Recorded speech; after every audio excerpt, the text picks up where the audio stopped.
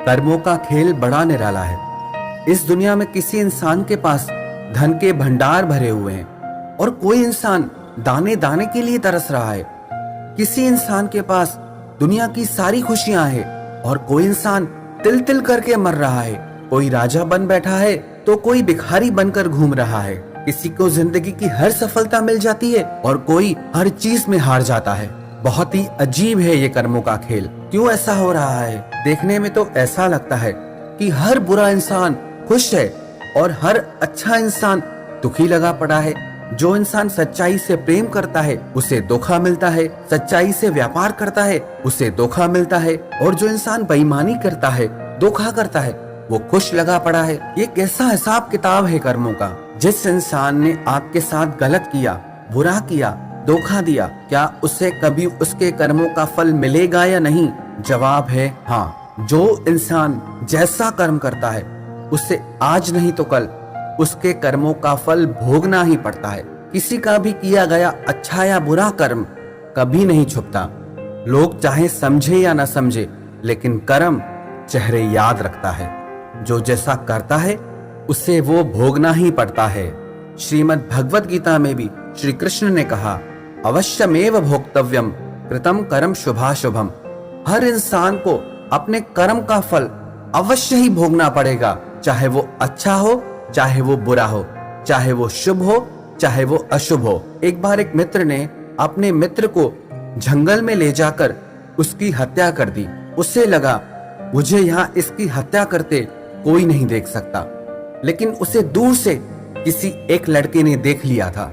जिस लड़के ने ये हत्या देखी वो लॉ की पढ़ाई कर रहा था, कॉलेज में पढ़ रहा था। कुछ समय तक कोई सबूत नहीं मिला, लेकिन कुछ सालों के बाद ये हत्या का केस फिर से खुला। जिसने हत्या की थी वो बहुत धनी इंसान का बेटा था। उन लोगों ने किसी दूसरे इंसान पर झूठे गवाह बनाकर उसे इस हत्या का आरोपी बना दिया। जब ये केस चल ही रहा था तब इतने में ही उस जज का ट्रांसफर हो गया और वहां पे नया जज आया, और ये जज वही था जिसने इस हत्या को होते देखा था। जब उसने देखा कि जिस व्यक्ति का इस हत्या से कोई लेना देना नहीं है वो इसमें कैसे फंस गया, तो जज ने उसे बुलाकर कहा कि तुम सच सच बताओ कि जिंदगी में तुमने कोई संगीन जुर्म किया है। तो उस व्यक्ति ने कहा, हाँ, मैंने कुछ सालों पहले किसी व्यक्ति की हत्या कर दी थी और ये बात आज तक किसी को भी पता नहीं चली, और मुझे लगता है मुझे मेरे उसी कर्म का फल मिला है, उसी की वजह से मुझे ये सजा मिली है।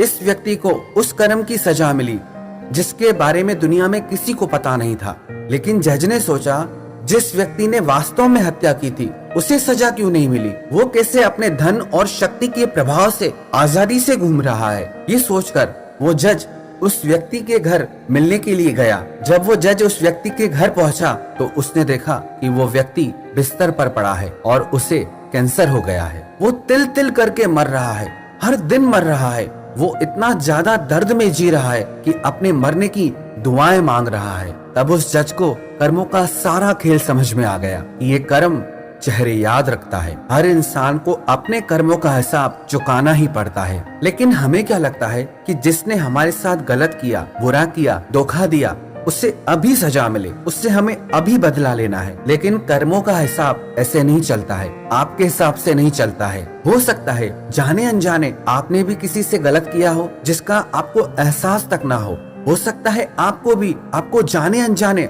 अपने किसी किए गए कर्म का फल मिल रहा हो जो आपको उस इंसान के द्वारा मिला हो। लेकिन इसका मतलब ये नहीं जिसने आपके साथ गलत किया वो छूट जाएगा, उससे भी उसे कर्मों की सजा जरूर मिलेगी। हाँ, इसमें ये पक्का नहीं होता है कि जब आप चाहें तब मिलेगी, लेकिन उसे मिलेगी ये बिल्कुल पक्की बात है, क्योंकि ये सृष्टि कर्म के चक्कर से ही चलती है। थोड़े समय के लिए देखने में ऐसा लगता है कि बुरा इंसान मजे में है और अच्छा इंसान दुख भोग रहा है, पर यह वास्तविकता नहीं है, ये सच नहीं है। ये सृष्टि का नियम आज से नहीं है, आदि काल से चला आ रहा है, हजारों सालों से चला आ रहा है। जिसने जैसा कर्म किया है उसे आज नहीं तो कल अपने कर्मों का हिसाब देना ही पड़ेगा।